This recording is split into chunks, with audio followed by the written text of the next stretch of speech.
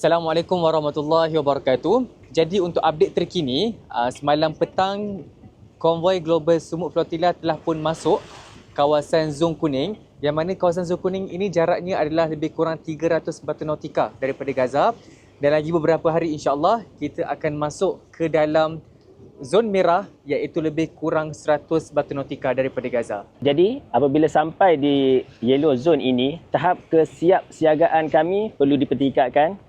CCTV telah di-on supaya pemantauan akan berjalan setiap masa.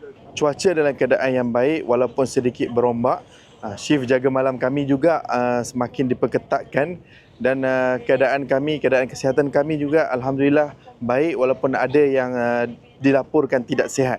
Dan insya-Allah kami akan sampai ke zon merah. Kami akan memasuki zon merah lebih kurang beberapa jam sahaja lagi, dan doakan kami agar dapat sampai ke Bumi Gaza lebih kurang 2 ataupun kurang daripada 2 hari lagi insya-Allah.